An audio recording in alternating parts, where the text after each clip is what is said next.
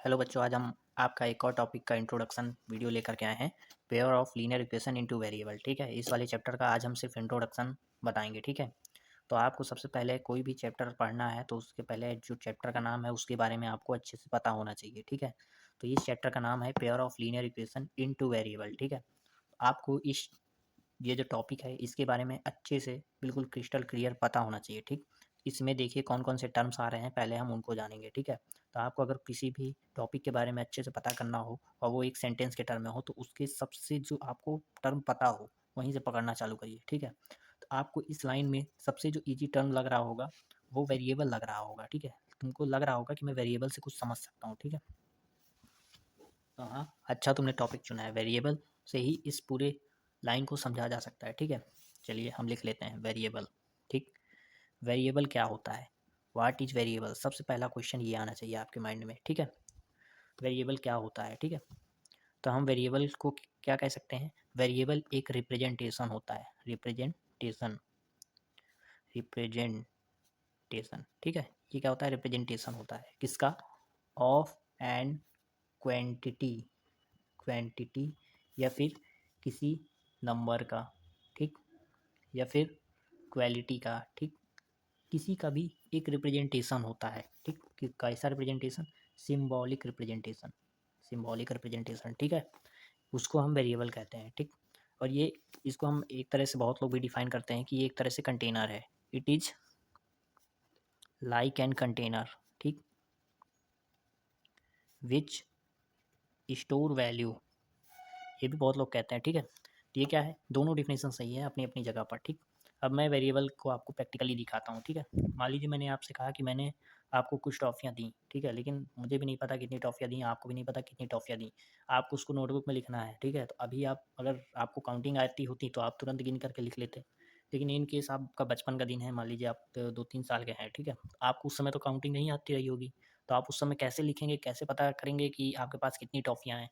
उस समय तो आपके से टॉफ़ी कोई भी ले सकता है, 1-2 टॉफ़ी ले लेगा तो आपको पता भी नहीं चलता रहा होगा। ठीक, तो इसी को हम देखते हुए हमने वेरिएबल बनाया। वेरिएबल क्या है, एक सिंबॉलिक रिप्रेजेंटेशन है। मान लीजिए आपके पास 10 टॉफ़ियाँ हैं। ठीक है, 10 टॉफ़ी को आप उस समय अगर आपका थोड़ा सा दिमाग काम करता तो आप एक दिमाग लगा सकते थे कि अगर मेरे पास इतनी टॉफ़ियाँ होंगी, या फिर 10 टॉफ़ी हम मान के चलते हैं, या फिर आपके पास 10 टॉफ़ी होंगी, आपकी उंगलियों के बराबर टॉफ़ियाँ अगर हो गई तो आप अपनी कॉपी में एक सर्कल बना लेंगे।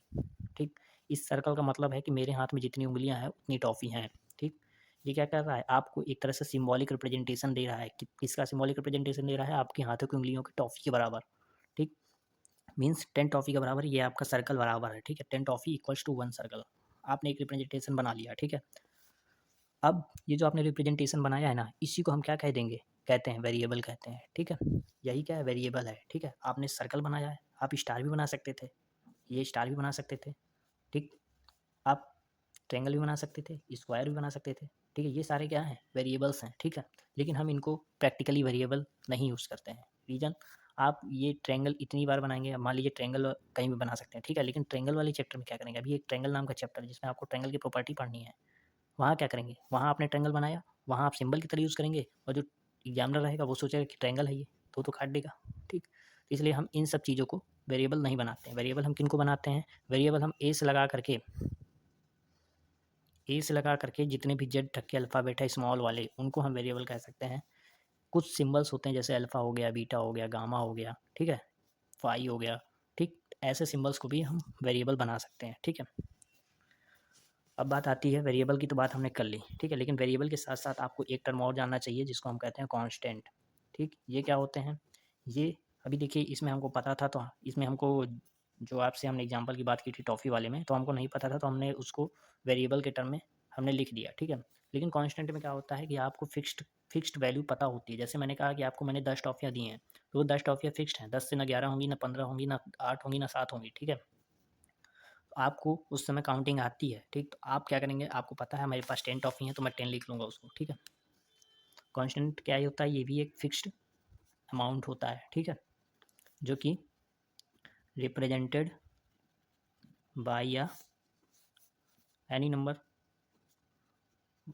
Number means minus infinite two plus infinite. ठीक है, ये क्या है, कांस्टेंट है। ठीक है, एग्जाम्पल के लिए आप कोई भी नंबर लिख सकते हैं, -41, 41 या फिर 2 या फिर 3 4 6 8 कुछ भी लिख सकते हैं, ठीक है। ये क्या कांस्टेंट है, ठीक है, सेकंड नंबर, ठीक। अब देखिए वेरिएबल हो गया, आपको कांस्टेंट भी बता दिए, ठीक है। टू वेरिएबल मीन्स ऐसी चीज़ जिसमें टू वेरिएबल्स का यूज हुआ हो तो वो क्या हो जाएगा, टू वेरिएबल होगा, सीधी सी बात है, ठीक है। इक्वेशन क्या है, अब इक्वेशन पे आते हैं, ठीक है। Third number equation.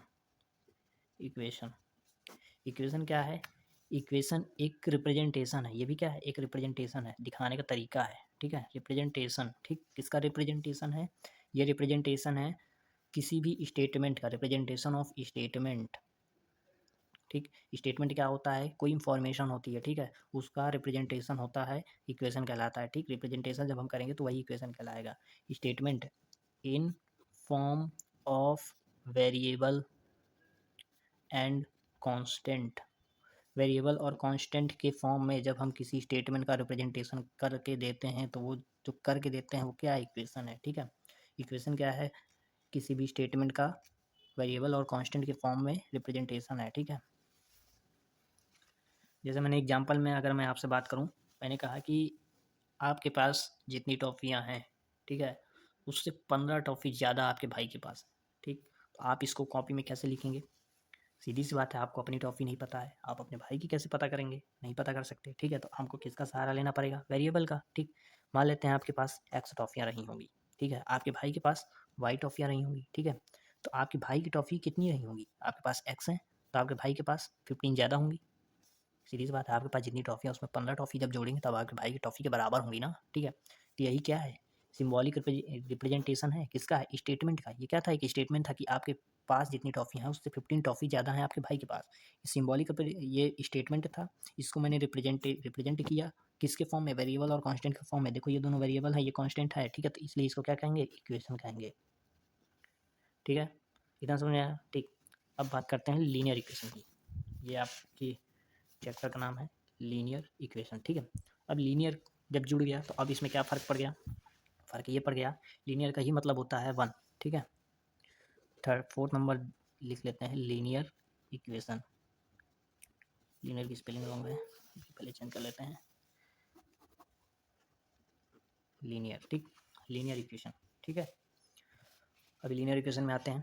Linear equation क्या कहलाता है कि कभी भी जब वेरिएबल की, सारे वेरिएबल्स की, ऑल वेरिएबल का जो एक्सपोनेंट वाला टर्म है वो अगर वन है तो उसको क्या कहेंगे, लीनियर इक्वेशन कहेंगे, ठीक है। चलिए एक एग्जांपल लेते हैं, 2x + 5y - 3z = 16। देखिए यहाँ पर जितने भी वेरिएबल हैं सबकी पावर कितनी है, वन है। वन मतलब एक्सपोनेंट की वैल्यू वन हो गई, ठीक है। तो इसलिए क्या क्या कहलाएगा, लीनियर इक्वेशन कहलाएगा, ठीक है। लेकिन अगर मैं आपके सामने एक और एग्जांपल रखूँ, 4y³ + 6z = 18, ठीक है। लेकिन देखो यहाँ पर x की पावर कितनी है, वन है, मतलब x का एक्सपोनेंट वन, y का एक्सपोनेंट 3, z का एक्सपोनेंट वन, ठीक है। इन दोनों का एक्सपोनेंट तो वन है लेकिन इसका एक्सपोनेंट 3 है, ठीक है। तो इसलिए ये लीनियर इक्वेशन नहीं है, ये वाली है, ठीक। अभी लास्ट बात करते हैं पेयर। पेयर पेयर मीन्स दो। ऐसी ही इक्वेशन जो लीनियर इक्वेशन वाली हैं वेरिएबल फॉर्म में, ठीक है, टू वेरिएबल फॉर्म में, तो उनको हम जब सेम इस तरह वाली इक्वेशन जिनका वेरिएबल लीनियर हो, जिसमें वेरिएबल लीनियर हो और वो दो वेरिएबल, उसमें सिर्फ दो वेरिएबल होनी चाहिए, जैसे इसमें 3 वेरिएबल हैं उसमें सिर्फ दो ही वेरिएबल होना चाहिए, तो ऐसी इक्वेशन अगर दो ठो आ जाए तो उनको हम पेयर ऑफ लीनियर इक्वेशन बोलेंगे, ठीक है। तो ये था हमारा इंट्रोडक्शन टॉपिक। अब आगे की वीडियोस, आगे के टॉपिक्स अगली वीडियो में कवर करेंगे। तो आज तक के लिए बस इतना ही। अगर वीडियो या फिर टॉपिक अच्छा लगा हो तो चैनल को सब्सक्राइब कर लें। धन्यवाद।